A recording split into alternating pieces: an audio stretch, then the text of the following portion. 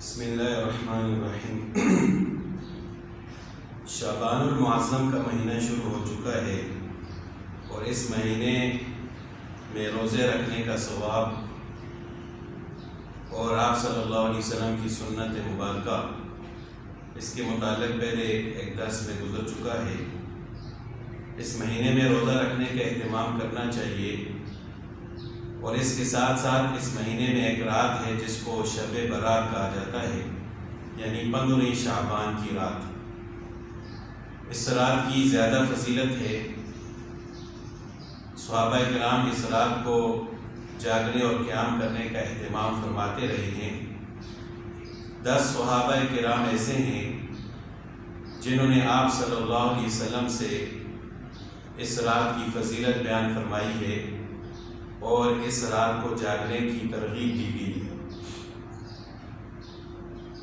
تو اگرچہ ایک دو روایات ایسی ہیں جو ضعیف ہیں، جس کی وجہ سے کچھ لوگ کہتے ہیں کہ اس رات کی کوئی فضیلت نہیں ہے، حالانکہ ایسی بات نہیں ہے۔ ایک دو روایات اگر ضعیف ہیں تو باقی جو مستند اور صحیح روایات ہیں ان کی وجہ سے ان کا ذوق بھی ختم ہو جاتا ہے۔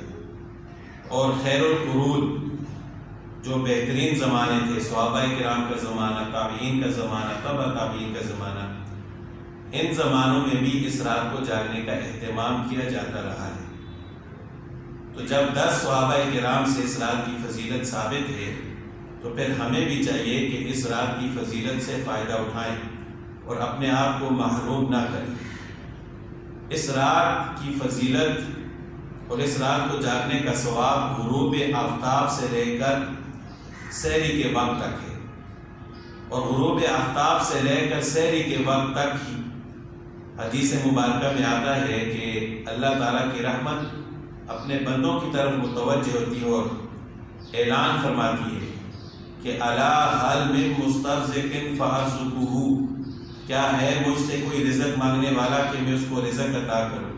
الا هل من مستغفر فاغفر له، کیا ہے کوئی مجھ سے بخشش مانگنے والا کہ میں اس کی بخشش کروں، اس کے گناہوں کو معاف کروں۔ تو جب اللہ تعالیٰ کی رحمت اپنے بندوں کو بلاتی ہے کہ آؤ مجھ سے مانگو، مجھ سے رزق مانگو، مجھ سے بخشش مانگو، میں آپ کو رزق عطا کروں گا، آپ کی بخشش فرماؤں گا، تو پھر ہمیں بھی چاہیے کہ ہم سستی اور لاپرواہی کی وجہ سے اس رات کی فضیلت سے معروم نہ ہوں اور اپنے رب کی عبادت کریں، اللہ تعالیٰ سے رزق حلال کا سوال کریں اور اپنے گناہوں کی بخشش کا سوال کریں۔ تو اس رات کو عبادت کرنے کی کوشش کرنی چاہیے، اہتمام کرنا چاہیے، چونکہ اس رات کو عبادت ایک نفلی عبادت ہے، تو تنہائی میں اللہ تعالیٰ کی عبادت کریں۔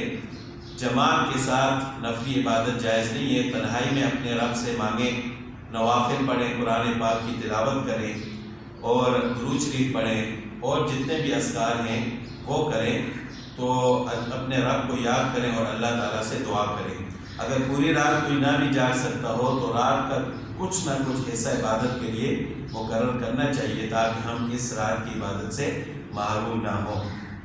تو باقی جہاں تک روزے کی بات ہے تو 15 شعبان کا روزہ صرف اس نیت سے کہ یہ شب برات ہے اور اس کا روزہ رکھنا یہ کوئی کنفرم نہیں ہے۔ ہاں اس نیت سے رکھیں کہ یہ ایام 20 میں سے ہے اور آپ صلی اللہ علیہ وسلم شعبان میں اکثر تو اس پر روزہ رکھتے تھے، تو اس نیت سے اگر رکھیں تو اللہ تعالیٰ سنت کا ثواب عطا فرمائیں گے۔